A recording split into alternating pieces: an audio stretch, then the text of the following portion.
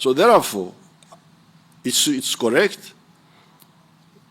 I don't know what the judge who spoke before I came said. It's a fact that here we have been pushing for human rights from our student days, not just now.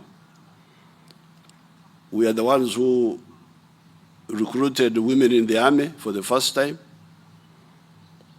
We introduced positive favoritism. You remember when I added points on you people? 1.5 points for girls to go to university at the government sponsorship. Really discrimination, that's unconstitutional, but we did it. We're calling it affirmative action. So we have been doing all that. We are the first in Africa to introduce. I don't know whether there is a member of parliament here. The parliament now is very huge. I don't know how many there. How many constituencies do we have now? 300 and I don't know what. At one time, we had 214 constituencies for elections, but only 14 women had gone through the competition. So that's when we introduced a special seat for women per district. We did all this. But you can see still the problems you are talking about. Even when the law says no, what we call it, this defilement. To deal sexually with a girl who is below 18, it is a defilement, and the punishment is death. It is in the Constitution, in the law. But as you are saying now, a woman is defiled and doesn't want to come out and report. So you can see what I'm saying. Transplanting a value onto an old structure. And if you want to go back to the Bible, you remember what Jesus said. Don't put new wine in old skins. Because the new wine is bubbling, it will break the skin. I didn't know that Jews were using skins for drinks. Skins here are used for tobacco and other dry things. Not for liquids. Liquids we use calabashes. You saw the calabashes. The Achoris didn't have them here. The calabashes, they are the ones for liquids. But I think for them they were using skins. And Jesus said, if you put new wine, so this is the problem now. New wine in old skins. So therefore, all the intellectuals, forget not just the lawyers, we need a holistic understanding of this issue. We can do as much as we have done. Like for instance, when I appoint a vice president who is a woman, I am sending a signal to the girl, to everybody that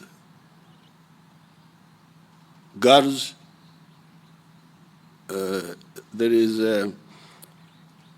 one of our tribes here called Lugwere. I don't know whether you know where they come from. They come from Parisa. I don't know whether there's any Lugwere here. When I had just come from the bush, I went there for a visit. And there was a woman leader who was moreover the deputy headmistress of Nabumari at that time. She came with a women group, dancing. Mukali muntu, mukali muntu, mukali muntu. Meaning that the woman is also a person. You can see the psychology, as if it is in question. Eh? They were dancing, mukali muntu, mukali muntu. But I said, who said the woman was not a person, a human being? But they are trying to assert themselves because there is some idea that a woman is not really a full human being. And where does this idea come from? From the traditional society, from the old skin, where you are trying to put new wine. Yes, we can try, but understand, and we have tried. In fact, I liked her so much, I appointed her RDC. Until recently, when she was a bit tired, and then I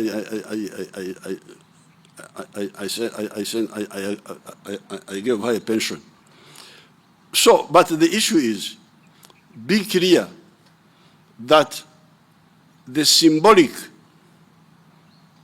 and actions in the superstructure will remain challenged as long as the base is not changed. And what does the base mean? The base means we must phase out the peasantry and build a middle class, skilled working class like in Europe. That's what they have done. If you do that, it will be much easier to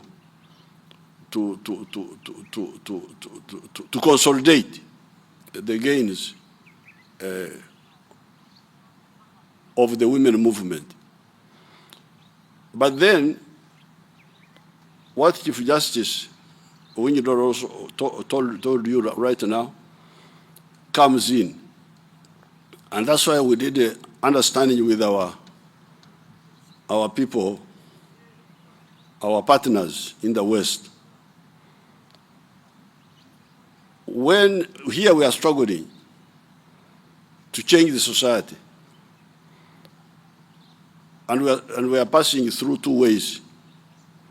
One way is universal education, everybody to go to school. This one is not well understood by the advocates, you people who advocate for women's rights. You don't support me. I'm always fighting alone. And the universal education, to be fully implemented, I had introduced in 1997, almost a quarter century ago, free education. Banish school charges in schools so that the children study free in the government schools. But you hear some of the head teachers bring back the cost, then the school drop out, children drop out of school. Then, So you, the movement of women, support free education. So that path of transformation through education is not interfered with. I'm struggling with the local parasites. These head teachers are local parasites. They look at children as a source of money. Instead of implementing our policy of free education, money. They're always bringing money. And yet for us, we say, let the children study free in government schools. And when they study free, the most beneficiary will be with girls. Because when the family is faced with the problem of money, when they have got to decide who should leave school and who should stay, then the girl is the one who drops out. So where is the woman movement in my war with the local parasites? Those local parasites, the head teacher is a parasite. There are small business people, some local traders, who have small businesses. They want to turn the school into a market, to sell kaunga, sell what to the school. Then they bring, we must feed children. You must bring money for school feeding. The government is not asking for money, but these local parasites are bringing money now for school feeding. But if I don't have money, let my child not eat. You let him study. They expel the child. So that war, where are you? You, the women movement people. I'm asking them in Luo because they don't, in English it may not be clear. So, one path of changing society is universal free education for all children. Don't talk about the roof without talking about the foundation.